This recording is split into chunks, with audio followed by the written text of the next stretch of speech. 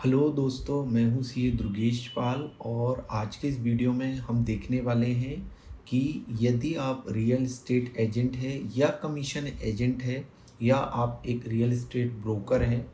इस केस में महाराष्ट्र में रियल एस्टेट एजेंट का या ब्रोकर का आप महाराष्ट्र रेरा में कैसे रजिस्टर्ड कर सकते हैं। रजिस्ट्रेशन की सारी प्रोसेस हम इस वीडियो में डिस्कस करने वाले हैं, तो वीडियो के एंड तक आप बने रहिए।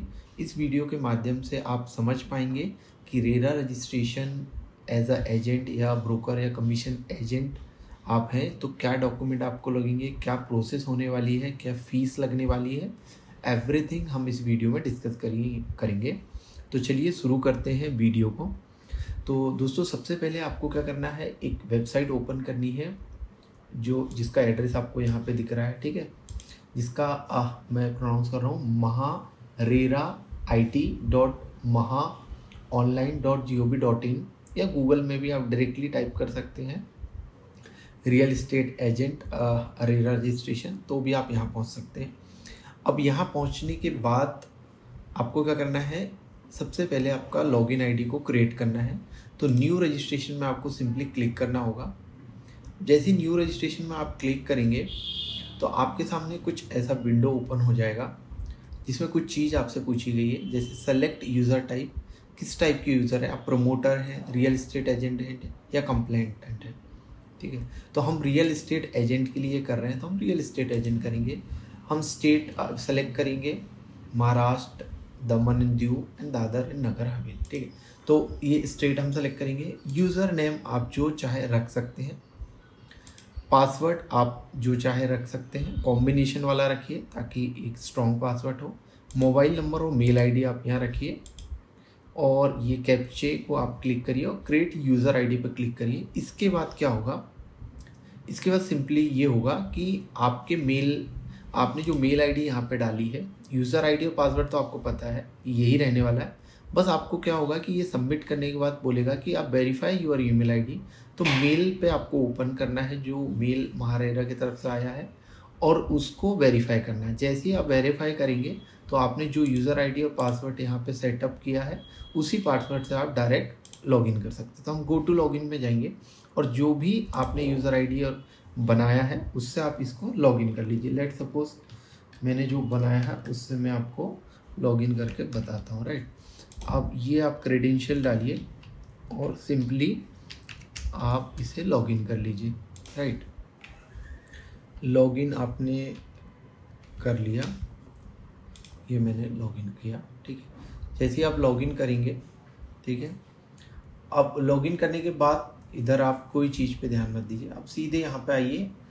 यहाँ पे कुछ टैब दिए हैं जैसे account, registration detail, agent renewal, payment, download payment receive and log out. तो अकाउंट्स में आपको जाके माय प्रोफाइल में क्लिक करना है क्योंकि ये सब फिल करना है ये फॉर्म को। तो सिंपली आपके सामने एक फॉर्म आपको जो दिख रहा है, ठीक है। जनरल इन्फॉर्मेशन यहाँ पूछी गई कि इन्फॉर्मेशन की टाइप आप इंडिविजुअल है, अदर देन इंडिविजुअल है। इंडिविजुअल मतलब आप खुद के नाम से रजिस्ट्रेशन लेने चाहते हैं, इंडिविजुअल जैसे रमेश, सुरेश, या आपने कोई फॉर्म बना रखी है, यदि प्रोप्राइटरी सी फॉर्म बना रखी तो अदर देन इंडिविजुअल क्लिक करेंगे। उसके बाद यदि आप अदर देन इंडिविजुअल करते हैं तो आप एचयूएफ हो सकते हैं, एलएलपी हो सकते हैं, कंपनी हो सकते हैं, प्रोप्राइटरशिप हो सकते हैं, पार्टनरशिप हो सकते हैं, अदर और सोसाइटी हो सकते हैं। अकॉर्डिंगली आप सेलेक्ट करिए, अपनी फॉर्म का यहाँ पे नाम लिखिए और फॉर्म का यहाँ पे पैन कार्ड नंबर लिखना होगा। यहाँ पे पूछा do you have any pass experience है तो यस करना है, नहीं है तो नो। क्रिमिनल या पुलिस केस कोई है, यस तो यस, नो तो no. Do you have any registration other कोई स्टेट में आपका और रजिस्ट्रेशन है रेरा का है तो यस, नहीं तो नो। सिंपली एड्रेस में आपको अपने बिजनेस का एड्रेस यहाँ पे लिखना है। ऑर्गेनाइजेशन का कॉन्टैक्ट डिटेल, किस पर्सन से कॉन्टैक्ट कर सकते हैं ऑर्गेनाइजेशन में, उसकी डिटेल यहाँ पे प्रॉपर आपको डालनी है, जैसे नेम हो गया, डेजिग्नेशन हो गया, मोबाइल नंबर, मेल आईडी, ठीक है। और वेबसाइट आपकी कोई आप यूज़ करते हैं उसका यूआरएल यहाँ पे डालिए। यदि आप पार्टनरशिप फॉर्म है तो आप यहाँ पे सारे पार्टनर को आपको ऐड करना पड़ेगा। यदि प्रोप्राइटर है तो एक ही प्रोप्राइटर रहता है तो प्रोप्राइटर को एक बार ऐड करिए, ठीक है। और यदि आप पार्टनरशिप फॉर्म रन करते हैं तो ऑथराइज सिग्नेटरी जो ऑथराइज पार्टनर होगा उसकी डिटेल आपको यहाँ पे इन करनी होगी, उसका एड्रेस आपको इन करना होगा, ठीक है। और यदि पार्टनरशिप फॉर्म है आपकी और एक से ज़्यादा पार्टनर है तो यहीं पे आप प्रोप्राइटर की जगह, मैंने प्रोप्राइटर सेलेक्ट किया इसलिए यहाँ पे ऑथराइज रिप्रेजेंटेटिव और प्रोप्राइटर का ऑप्शन आ रहा है।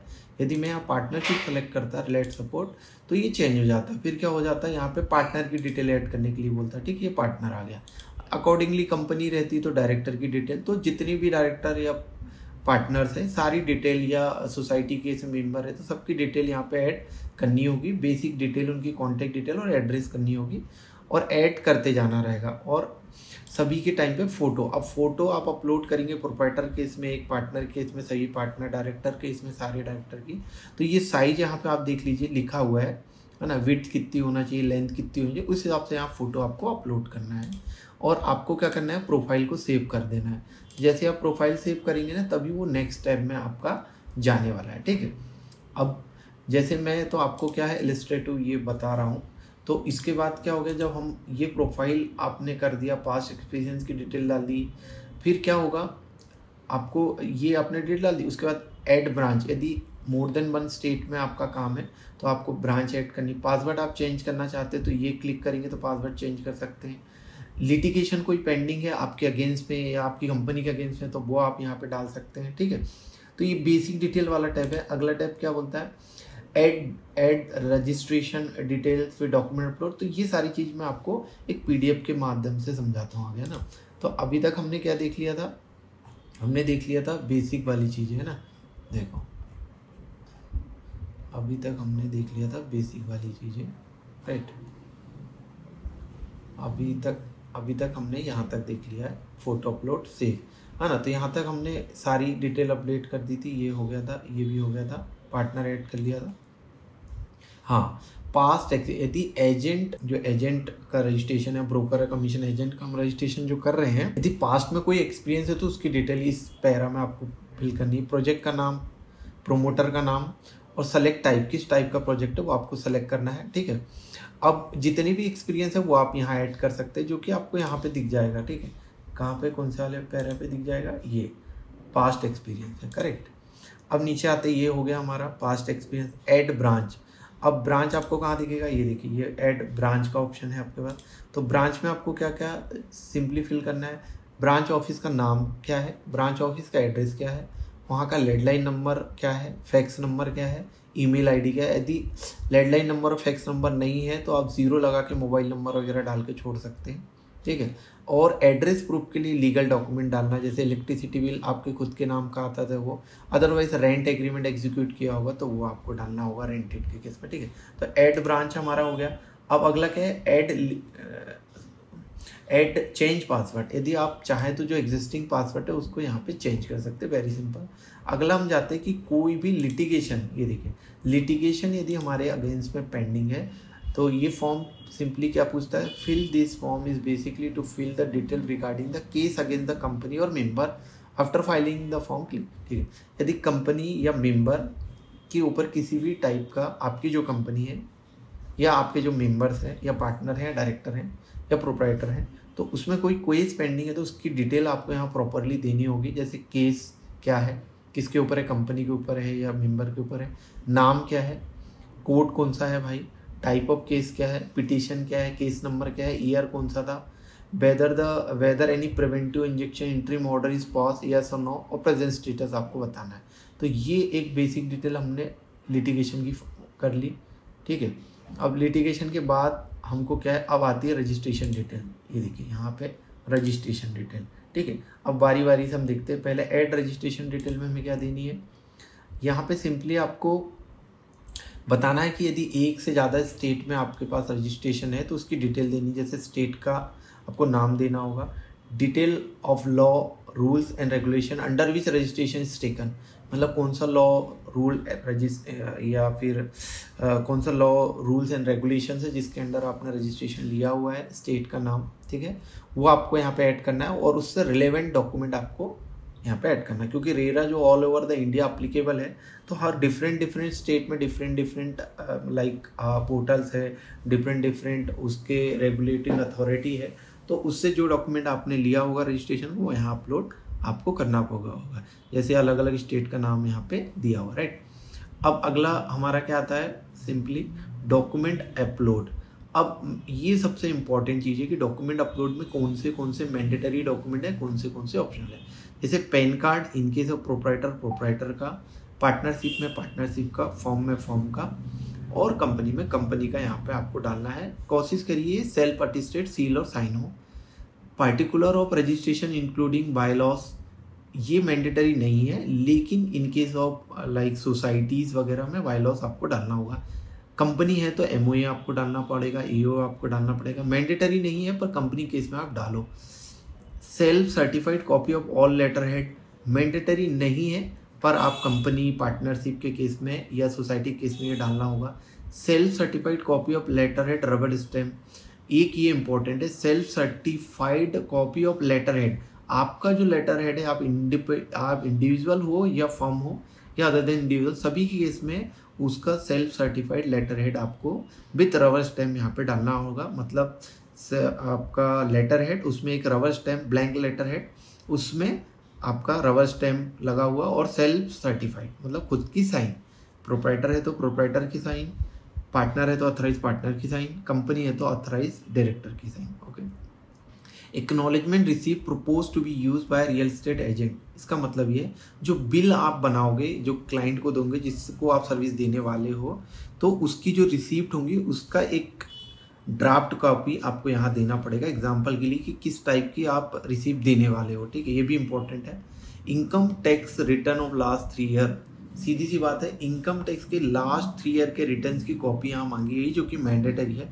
लेकिन इनकेस आप भैया नए एजेंट बने हो और आपने रिटर्न भी फाइल नहीं किया तो क्या करें सर? तो कुछ नहीं करना है सर, आपको एक डिक्लेरेशन देना है कि sir I have not file, या the ITR is not applicable to me, that's why I haven't file the income tax return. Instant of that आपको एक डिक्लेरेशन लेटर देना होगा इस चीज़ का कि आपने फाइल नहीं किया है क्योंकि अप्लीकेबल नहीं था या कोई और रीज़न था। ठीक है, तो एक नोटिफाइड डिक्लेरेशन आपको देना पड़ेगा जिसको नोटरी करा लीजिए, जो बेटर है, 100 रुपये की स्टैम्प पेपर में। इनकेस यदि आपने आईटीआर फाइल नहीं किया है तो एक डिक्लेरेशन देना होगा, उसमें सिंपल चीज़ लिखना पड़ेगा, I am here bye declare that I have not filed the income tax return since last 3 year and I am here bye declare that I will file all the returns in upcoming financial और assessment year. हाँ, तो एक simply declaration देना। Any pending criminal और civil case ऊपर आप add करोगे तो उसके डॉक्यूमेंट यहाँ लगाने होंगे, मैंडेटरी नहीं है। ठीक है, तो अब मैंडेटरी में सिर्फ पैन कार्ड है, सेल्फ सर्टिफाइड लेटर हेड है और इनकम टैक्स के रिटर्न है। ठीक है, बाकी अप्लीकेबिलिटी के हिसाब से मैंने बताया आपको। अब ये सब करने के बाद आपको सीधे वो लेके जाएगा पेमेंट के टैब में। ठीक है, ये आपने भर दिया, अब आ जाएंगे आप पेमेंट के टैब में। तो पेमेंट के टैब में जैसे ही आएंगे आप, वो आपको पेमेंट के लिए, यदि आपके सारे डॉक्यूमेंट एकदम परफेक्ट हो गए तो प्रीव्यू के लिए पूछेगा, आप प्रीव्यू करिए, ऑल डॉक्यूमेंट इज ओके, आप कॉन्फिडेंट है तो पेमेंट के लिए आप प्रोसीड करिए। 10,000 की इसकी गवर्नमेंट की फ़ीस रहती है, 700-800 रुपये कुछ आप एक पकड़ लीजिए कि सर्विस चार्जेस, जीएसटी वगैरह लगेगा, तो 10,000 से 11,000 के बीच में गवर्नमेंट की फ़ीस आपकी इसमें जाने वाली। ठीक है, उसके बाद आपने पेमेंट प्रोसीड कर दिया। ठीक है, उसके बाद आप वेट करिए, यहीं पे आपका सर्टिफिकेट जनरेट होगा। ठीक है, आप यहीं से सर्टिफिकेट डाउनलोड कर सकते हैं, जब आपका अप्रूव हो जाएगा तो सर्टिफिकेट यहीं पे दिखने लगेगा आपको, और पेमेंट की रिसीप्ट यहाँ से आप डाउनलोड कर सकते हैं। तो सिंपली आपको 1 2 3 4 5 6 टैब है, जिसमें 1 2 और 3 टैब ही आपके काम के हैं। ठीक है, ये टैब को आपको फिल करना है और यहीं से आपका आगे रिन्यूअल, अमेंडमेंट सब कुछ यहीं से होने वाला। अब कुछ लोगों का डाउट होगा कि सर रियल एस्टेट एजेंट बनने के लिए एग्ज़ाम से रिलेटेड कोई चीज़ है? हाँ है, मेरे हिसाब से वो IBPS कंडक्ट करता है और समय समय पे उसके नोटिफिकेशन आते हैं। मैं एक ऐसे ही आपको गूगल में सर्च करके बताता हूँ।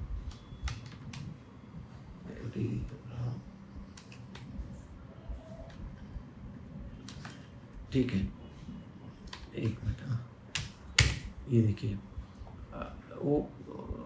ये देखिए नोटिफिकेशन आता है ऑफिशियल वेबसाइट पे, नोटिफिकेशन आपको मिलेगा। जैसे मैं अभी महारेरा की वेबसाइट पे ही मैं आपको बता रहा हूँ। ठीक है, ये देखिए IBPS कंडक्ट करता है एजेंट एग्ज़ाम रजिस्ट्रेशन। ठीक है, तो इसको सिंपली आपको, लेकिन इसको फॉलोअप में रहना पड़ेगा आपको। ठीक है, जैसे अभी की डेट आई थिंक चली गई, तो यहाँ पे पूरा डेट वाइज आपको बताता है। तो महारेरा की वेबसाइट पे ही आपको ये चीज़ पता चलेगी कि कब अप्लीकेशन स्टार्ट हो रही है, कब एंड हो रही है, राइट। फेज वाइज इसके एग्ज़ाम होते हैं, डेट है, रीओपन कब रीओपन होना, तो ये सब चीज़ें आपको फॉलो करते हुए देखनी पड़ेगी।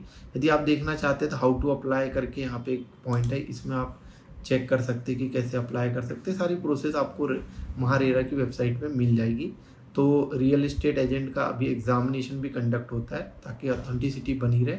तो इस प्रकार से आप ना खुद से महारेरा का रजिस्ट्रेशन कर सकते हैं। अब सिंपली आपको डॉक्यूमेंट क्या चाहिए, यदि प्रोप्राइटर केस में आपको बताता हूँ, PAN card, Aadhaar card, letter head self attested with rubber stamp, उसके बाद 3 ईयर के ITR नहीं तो डिक्लेरेशन, बस इतने डॉक्यूमेंट में आपका हो सकता है। कुछ पास्ट एक्सपीरियंस हो, एक्सपीरियंस लेटर वगैरह लगेगा, ठीक है। इतने में आप यहाँ पे रजिस्ट्रेशन सक्सेसफुली कर सकते हैं। आई होप ये वीडियो आपको अच्छा लगा होगा, और कमेंट करिए यदि कोई डाउट है तो मैं कमेंट पे भी डाउट को सॉल्व करूँगा। Thank you so much for watching this video and keep subscribe.